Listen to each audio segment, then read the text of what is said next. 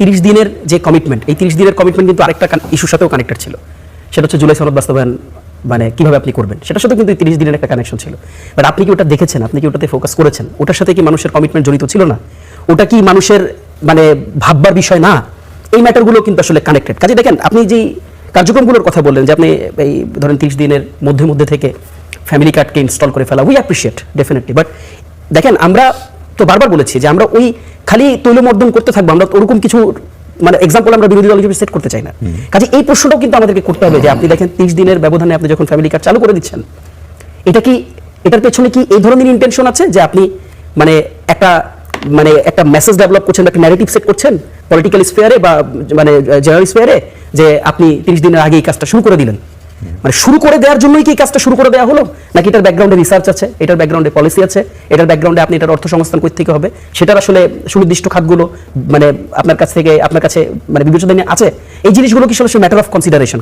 আপনি যেমন দেখেন, আজকে আমরা যে সড়কগুলো নিয়ে ডিসকাশন করছি, আমরা কিন্তু ওই সময়গুলোতে এই সড়কগুলো নিয়ে আমরা প্রশ্ন করতে পারিনি। প্রকল্প কিন্তু মানে ইতিমধ্যে আছে, মানে এটা গভর্নমেন্টের সাথে কানেক্টেড না, এগুলো ইনিশিয়েটেড কর্মসূচি 140টা, যেগুলো কমপ্লিটলি গভর্নমেন্টের চলমান, এবং যেগুলো কিন্তু সরাসরি জনগণের সাথে কানেক্টেড। মানে আমরা যে ধরনের কর্মসূচি দিচ্ছি, তারেক রহমান আসার পর যে ধরনের কর্মসূচি ইনিশিয়েট করেছেন, ফ্যামিলি কার্ড, ফার্মার্স কার্ড থেকে শুরু করে আদার্স, এই ধরনের কর্মসূচি চলমান আছে। এবং মজার ব্যাপার, আপনি ডাটা সার্চ করে দেখেন, এই ধরনের অনেকগুলো কর্মসূচি যেগুলো এখন অর্থের অভাবে প্রায় বন্ধ, এবং যেগুলো রীতিমতন আইসিইউতে নিঃশ্বাস গ্রহণ করতেছে আর কি, কোনো রকম অক্সিজেন দিয়ে, যে আমি কি চলতে পারবো নাকি চলতে পারবো না, চলতে পারবো নাকি চলতে পারবো না। কাজে দেখেন, এই যে তাহলে এই 140টা এটার সাথে এটা যুক্ত করবে যে যেহেতু এই প্রকল্পগুলো বা এই কর্মসূচিগুলো আওয়ামী লীগের সময় নেয়া, সেই কারণে তারা এটাকে নেগেটিভলি দেখছেন না। এটা যদি করে থাকে তো এক পেশা চিন্তাধারা, এটাকে আমরা অ্যাপ্রিশিয়েট করি কিনা? এটা লাস্ট মিটিং মিনিটস কি ছিল, এটা লাস্ট বরাদ্দটা কোথায় ব্যয় হয়েছে, এটা কি জনগণের কল্যাণে এখন আবার রিইনিশিয়েট করার সুযোগ আছে কিনা? এই প্রকল্পগুলোতে পূর্বে তো ডেফিনেটলি দুর্নীতি হয়েছে, তাহলে দুর্নীতি যেহেতু হয়েছে, এই দুর্নীতিগুলোকে আমরা এখন ওভারকাম করে আমরা কোন জায়গায় দাঁড়াতে চাই রাষ্ট্রটাকে? একটা গভর্নমেন্ট যখন 140টা প্রকল্প ইনিশিয়েট করে, ভাবে আপনি জানেন এই প্রকল্প কিন্তু আপনি চাইলেই মানে রাতারাতি জাস্ট এমনি বন্ধ হয়ে গেল, ব্যাপারটা তো না। আপনার কাছে কি এরকম কোনো রিপোর্ট আছে যে এই ধরনের প্রকল্পগুলো কোন একটা বন্ধ হয়েছে এখন পর্যন্ত? না, আমি স্পেসিফিক আপনাকে বলছি তো 140টা প্রকল্পে অধিকাংশ প্রকল্প যেগুলো বন্ধ প্রায়, আপনি ডিপ ডাউন করেন, সার্চ করেন, দেখেন, আপনি আমাকে এনকাউন্টার করেন, I have no issue. But আমি দায়িত্ব নিয়ে এটা বলছি। এখন কেসটা কি? কেস হচ্ছে যে আপনি ধরে নেই 141তম প্রকল্প হচ্ছে ফ্যামিলি কার্ড, তাহলে এই 141তম প্রকল্প আমরা চাই যেটা বাস্তবায়িত হোক নাগরিক সুবিধার জন্য, নাগরিকের জন্য এটা তো গুরুত্বপূর্ণ, মানুষ তো থেকে অ্যাডভান্টেজ পাবে ভাই।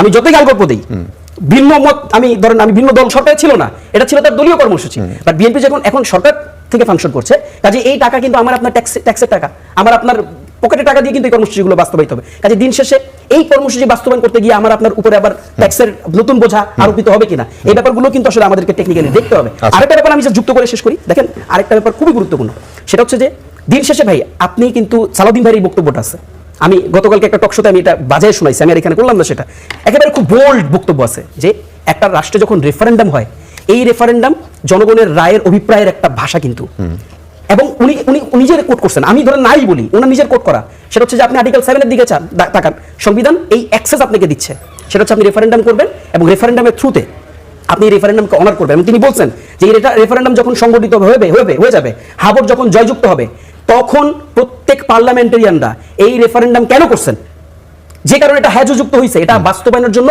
বাউন্ড থাকবে, এই বক্তব্যটি তিনি দিয়েছেন। কাজে দেখেন, এই বক্তব্যগুলো যেহেতু তিনি দিয়েছেন, কাজে আমরা এটাই চাই যে তিনি তার মুখের কথাগুলো রক্ষা করুক। বিএনপি তো তারেক রহমান তো জনসভায় হাবট চেয়েছে, তার কিন্তু ইন্টারনাল কোনো ফোরামে হাবটের জন্য তিনি আজকে আউট করেন। সাধারণ জনগণ হচ্ছে এই সংবিধান সংস্কার পরিষদের আলোকটা আসলে যেভাবে ঐকমত্য কমিশনে হওয়ার কথা ছিল সেটা হয়নি, ফলে দলগুলোর ঐকমত্য আছে কিনা এটা না ঠিক করে আসলে এই আদেশে এটা ঢুকিয়ে দেওয়া হয়েছে, যেটা সালাউদ্দিন ভাই বলেছেন, এটা আমি নিজে রাজনৈতিক দল, আমি এটা সাক্ষী, আমি বলছি যে ধরেন এই সংবিধান সংস্কার পরিষদের প্রস্তাব লিখিতভাবে রাত্রেবেলা আমার কাছ থেকে নেওয়া হয়েছে, ফলে অন্য কেউ এসে আমাকে নানান জিনিস বুঝাইতে চাইলেই হবে না, কারণ এইটা রাত্রেবেলা আমার কাছ থেকে নেওয়া হয়েছে, আমি রাতে 1টা-1:30টার দিকে এই প্রস্তাব লিখিত আকারে দিয়েছি, ফলে এটা যে ওইখানে কমিশনে আমি প্রত্যেকদিন উপস্থিত ছিলাম, এটা যে ওইখানে আলোচিত হয়নি, এটা আসলে একেবারে নির্জলার সত্য কথা। এটা এই আলাপ আলোচনা ছাড়া, অর্থাৎ আপনার এই যে জুলাই সনদের ভিত্তি কি, আপনার রাজনৈতিক দলগুলোর ভিতরে একটা ঐক্যমত্য, এই ঐক্যমত্য ছাড়াই আপনি যখন আদেশ ওইটা দেন, তখন কিন্তু আসলে ওইটা যে শর্তের উপরে তৈরি হয়ে আছে সেই শর্তটা আপনি ভঙ্গ করেন। এবং এই যে মানে ঐক্যমত্য কমিশনের যিনি প্রধান ছিলেন, বা যিনি আসলে প্রধান না, যিনি আসলে পরিচালনা করেছেন, তাকে আমি বারবার বলেছি এটা যে এইটা যদি আপনার মানে এই জায়গাটা আপনি আলোচনা না করেন এবং এইটা যদি আসলে দেন, তাহলে আসলে কিন্তু এটা বাস্তবায়ন হওয়ার ক্ষেত্রে অনেক জটিলতা তৈরি হবে। এই জটিলতাটা আসলে ঐক্যমত্য কমিশন এবং বিগত সরকারের একটা মানে আমি বলি ফেইলিওর, এবং এই জায়গাটা নতুন করে বাংলাদেশে একটা জটিলতা যে তৈরি হয়েছে, এইটা আসলে অনেকে স্মুথ হইতে পারতো। আপনি সহজে জুলাই সনদের পক্ষে আর বিপক্ষে হ্যাঁ না ভোট নেন না কেন, আপনি 4টা প্রশ্ন করবেন 4 ধরনের, তারপরে জনগণকে আপনি অপশন দেবেন না, জনগণ আগে আপনি একটা জায়গাতে না বলতে পারবেন, এটি তো অগণতান্ত্রিক। আপনি কারণ হচ্ছে আপনি জুলাই সনদ যখন করেন তখন আপনি বলেছেন যে ভিন্ন মত বাস্তবায়িত হতে পারবে, যারা বিজয়ী হয়ে আসবে, তারা যারা বেশি ভোট পাবে, জনগণের ভোট পাবে, তাদের মত অনুসারে তারা বাস্তবায়ন করতে পারবে। এইটা হচ্ছে একেবারে প্রেমিস জুলাই সনদের ভিতরে বারবার কারণ জনগণ তো পরিবর্তন চায়, ফলে হ্যাঁ ভোট দিবে।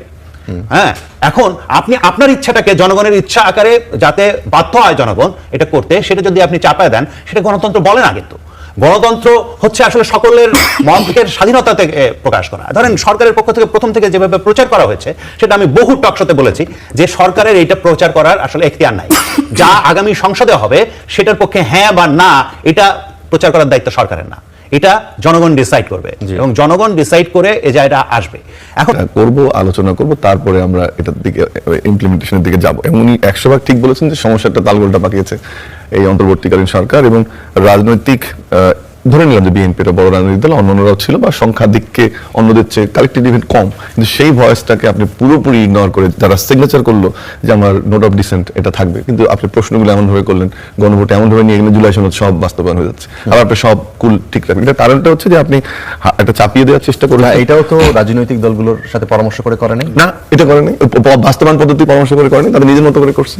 এই ডিসকাশনটা তখন তাড়াহুড়ো করে করছে, খুবই তাড়াহুড়ো করে। Riaz, if I am not wrong, আপনি ওই বাস্তব এখন সমস্যাটা মানে সমস্যাটা যখন কমিশন যখন হয় তখন এরকম একটা বিষয় ছিল যে ওই সব রাজনৈতিক দলকে এমন লোকগুলোকে নিয়ে আসা এবং তাদেরকে দায়িত্ব দিয়ে দেয়, সব রাজনৈতিক দল যেভাবে বলে সেভাবেই হবে, এরকম বিষয়টা ছিল। পরবর্তীতে যেই সুপারিশগুলো আসে এবং যে জায়গাটায় সিদ্ধান্তগুলো আসে পুরোটাই ভুল, সেই জায়গাটা যখন একমত হতে পারছিলেন না সবাই, তখন তারা গণভোটের বিষয়টা বিএনপির পক্ষ থেকে না হওয়ার সাথে গণভোটের সম্পর্ক নাই। গণভোটের প্রক্রিয়াটা এসছে আসলে আপনি জনগণের অনুমোদন নেবেন এই জায়গা থেকে।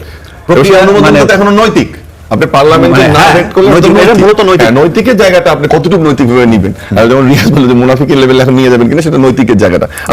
আমি আসলে সংস্কারের বিষয়টা উনি সুন্দর করে বলছেন। আমার এখানে কমেন্ট হচ্ছে যে আমি মনে করি এখানে রাজনীতির টেবিলে এটাকে না এনে সংসদে সমাধান করা, এবং বিএনপি যেটা বলেছে যে 31 দফার আলোকে তারা তো একটা ম্যান্ডেট নিয়েছে সংসদে, তারা এখন সরকার গঠন করেছে, প্রধান দল হিসেবে গেছে, এবং তাদের যে সংস্কারগুলো আমি দেখতে চাই যে বিএনপি এখন আসলে সময় কম, আমি অন্য আলোচনা যাবো একটু। আচ্ছা, সেটা হচ্ছে যে এটাতে না করে বরং কিছু কিছু ঈদের পরে দেখতে চাই যে বিএনপি যে সংস্কার প্রস্তাবটা বাস্তবায়ন করার চেষ্টা করেছে সেদিকে গেলে আমি ধারণা এটা শুধু জনগণ, অন্যান্য পক্ষ যারা আছে রাজনৈতিক পক্ষ, তাদের মধ্যে একটা কনফিডেন্স তৈরি হবে, এবং সাথে সাথে ওই আলোচনাটা চালু থাকুক যে সংবিধান সংস্কার পরিষদের শপথ নিতে হবে নাকি তার বাইরে করা যাবে, কিন্তু এটা কোনোভাবে দেখতে চাই না সংস্কার হচ্ছে না। আর একটা বটম লাইন বলি, আমার ধরে নিলাম যে 80টা তো নাকি 82টা জুলাই সনদে 84টা, এই 84টার মধ্যে বিএনপি 13টা নোট অফ ডিসেন্ট, ধরে নিলাম যে নোট অফ ডিসেন্ট, ওটা ধরে নিলাম আমি। তারপরেও আপনি বাদ দেন 84টার থেকে 13টা, তাহলে থাকে আপনার প্রায় 71টা। এই 71টা বাস্তবায়ন করেন না আপনি। বাংলাদেশের যে এখন শাসন ব্যবস্থা, গণতান্ত্রিক কাঠামো, নির্বাচন ব্যবস্থা, রাষ্ট্র পরিচালনা, যে গতানুগতিক ধারণা সবকিছু পরিবর্তন হবে, সাথে ওই 13টার মধ্যেও কিন্তু 50% মোটামুটি, যেমন আপার হাউস আপনি ধরে নিচ্ছেন যে ওইখানে গার্বেজ করবেন, যারা হারিয়ে গেছে তাদেরকে দিবেন, ওয়েট, সেখানে যে সঠিক সিলেকশন আপার পাঁচটা হোক। আমার বটম লাইনটা হচ্ছে যে সংস্কার প্রস্তাব বাস্তবায়ন হোক, 71টা যদি হয় তারপরেও এটা অনেক বড় অর্জন হবে বলে আমি মনে করি। এখন তারপরে সেটা জাস্টিফিকেশন হবে না হবে সেটা সংসদে এই ডিবেট হচ্ছে, বাট এটা সময় না। কেন বলছি এটা, আপনি যে জায়গাটা আমি প্রশ্নের উত্তর দিতে চাচ্ছিলাম, আপনি যে প্রশ্নটা করছেন সরকারের 30 দিনকে কিভাবে দেখি, আমি মনে করি যে সংস্কার অত্যন্ত গুরুত্বপূর্ণ বিষয়, কিন্তু সরকার এই মুহূর্তে যে প্রায়োরিটি ঠিক করেছে, যেখানে একটা আনরেস্ট চলছে ওয়ার্ল্ড ওয়াইড, যেখানে ইনফ্লেশনের লাগাম টানতে পারেনি গত সরকার, এই সরকারকে সেই ব্যবস্থা অবশ্যই নিতে হবে। কিন্তু প্রোগ্রামগুলো যদি আপনি দেখেন, সেটা আমি ফ্যামিলি কার্ড, ফার্মার্স কার্ড, অনেকগুলো আলোচনা হচ্ছে, কিন্তু আপনি একটা একটা করে প্রোগ্রাম ধরে দেখেন, মুয়াজ্জিনদের বেতন থেকে শুরু করে, কৃষক কার্ড থেকে শুরু করে, স্কুলের বেতন কমানো থেকে শুরু করে, অফিস ঠিক করা থেকে শুরু করে, এমপিদের গাড়ি সুযোগ বাতিল, প্রত্যেকটা কাজ কিন্তু জনমুখী এবং কল্যাণকর। সেজন্য আমি মনে করি এই মুহূর্তের প্রায়োরিটি, আমি সাধারণ মানুষের পক্ষে দাঁড়িয়ে সংস্কারের প্রয়োজন অবশ্যই করতে হবে। এই মুহূর্তে 30 দিনে যে গভর্নমেন্টের প্রায়োরিটি ছিল, শতভাগ সঠিক একটা অ্যাপ্রোচ দিয়েছে, যে সাধারণ মানুষ যেখানে সাফারিংটা হচ্ছে।